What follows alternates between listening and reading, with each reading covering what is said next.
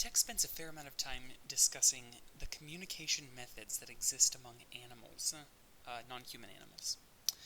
Importantly, box 2.1 on page 13 illustrates Hockett's design features. Now, Hockett was a researcher back in the 1960s who described at least these 16 features that are specific and unique to human language, but also required, in his view, in order to demonstrate language. Obviously, a lot of research has been done since Hockett's original proposal here of these design features. But surprisingly, Hockett's features have remained a valid standard against which we can compare communication forms in animals to see whether they actually are or are not something that we could qualify as language. Now, of course, these are inherently humanly biased design features. And if we were to find that another species of animal had a method of communication that didn't uphold these standards, that would not mean that that was an invalid form of communication for that species. But we, as humans, could define for ourselves that that is not what we are going to call language. The one noteworthy exception to my previous statement that all of these design features hold true in all human languages is number one, the vocal auditory channel does not in fact have to be used. As we see in the case of signed languages, information is communicated using a visual modality. That said, it's only from our enlightened perspective that we can say that signed languages don't need to have vocal auditory channel, because during the 60s and 70s it was commonly thought that signed languages were versions of pantomime, that they were not full-blown languages. And as the chapter mentions, William Stokey was the researcher at Gallaudet University that changed people's perceptions all across the country that signed languages actually had all of the features of language that were required in order to be considered a language, except this first requirement, vocal auditory channel. So to date, there are no known species of animals that have developed what we would consider to be language. But I will talk next about those things that we have found among animals. First, the chapter describes bees. Bees have a method of communication with each other that incorporates at least three aspects of a source of nectar. Specifically, the direction in which the nectar is located, the distance that it is, and the quality of the source. And if you look at that figure 2.1, you can see how those three things are communicated. Depending on how long the bee walks in a line, whether he will waggle his butt in a dramatic fashion or a slow fashion, and which direction, which angle he walks in. Now, this is obviously a valid system of communication. It works for the bees. It accomplishes what they need to accomplish. However, we can't consider it language because it's limited in what it can communicate. If the bee wanted to talk about the nectar source that it found, the jackpot last week, Bill, you remember that one? Whew, I loved it. They couldn't do that because they can only talk about a nectar source that currently exists that they want another bee to travel to. In other words, if you look back at Hockett's design features, it does not have the feature of 11, productivity.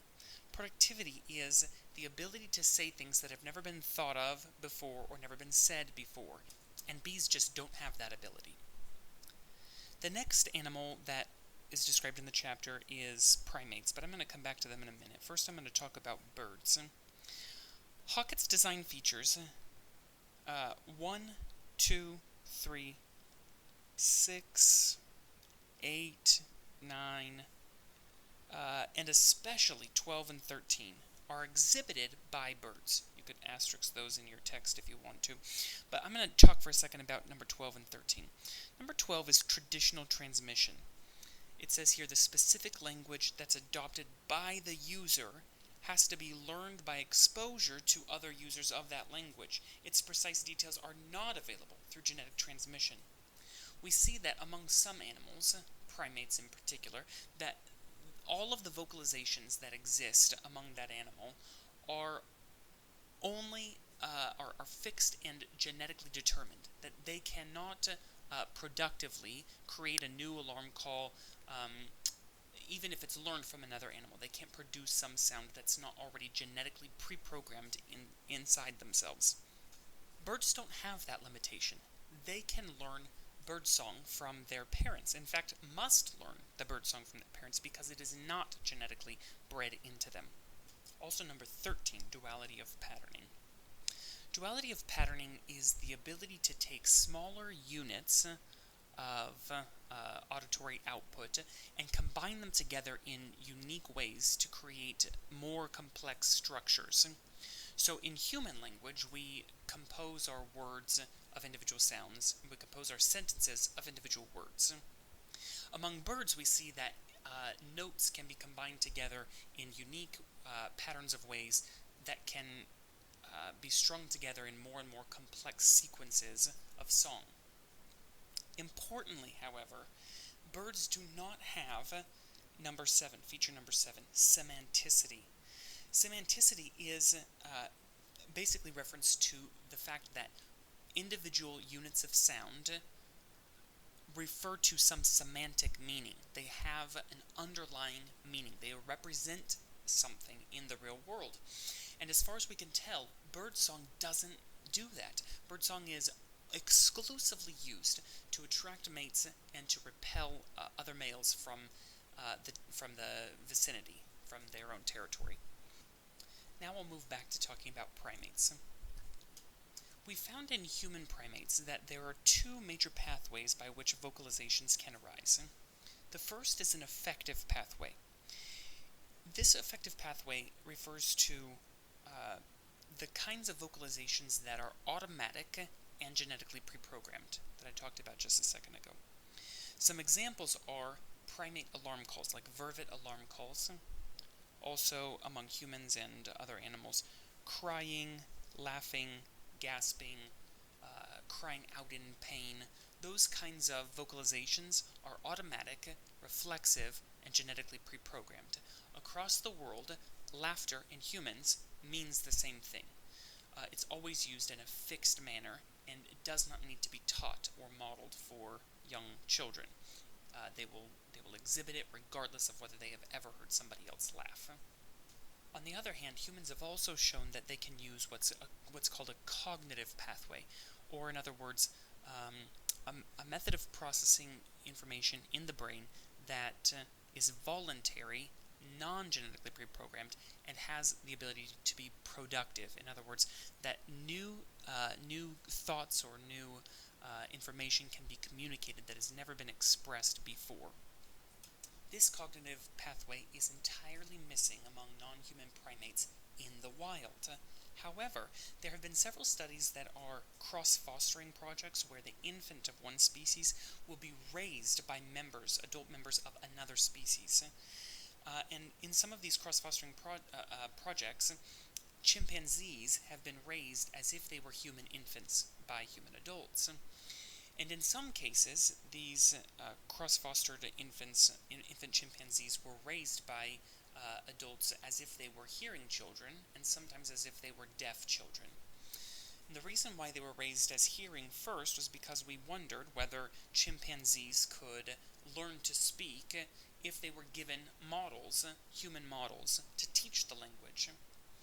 Interestingly, one example of a cross-fostered chimpanzee named Vicky was able to learn to produce just 4 words: mama, papa, up, and cup, and she couldn't even say those very well.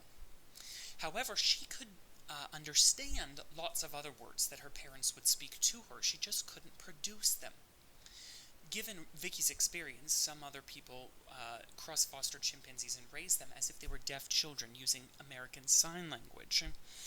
By using sign language, chimpanzees were able to communicate much more productively. They had a lot more capacity to be able to communicate. However, they still were only able to produce rudimentary sentences, what's called telegraphic speech. Now, if you're not familiar with telegraphs, the reason it's called telegraphic speech here is because telegraphs were a formative method of communication that was somewhat laborious, and many of the articles of speech were removed when communicating via telegraph. One famous telegraph that was reported after the Wright brothers' first successful flight was "Successful 4 flights Thursday morning." No elaboration, no articles of speech included, just bare bones of language. Chimpanzees who were cross-fostered, as if they were deaf infants, were able to learn many signs, as many as several hundred signs. However, they were not able to use these in as productive a way as humans can use them, suggesting that Hockett's design feature number 11, productivity, is not found among chimpanzees in the wild, but can be observed to a limited extent among chimpanzees raised by humans. Finally, the chapter mentions, in brief, some other animals, especially marine mammals, who have been able to mimic human speech.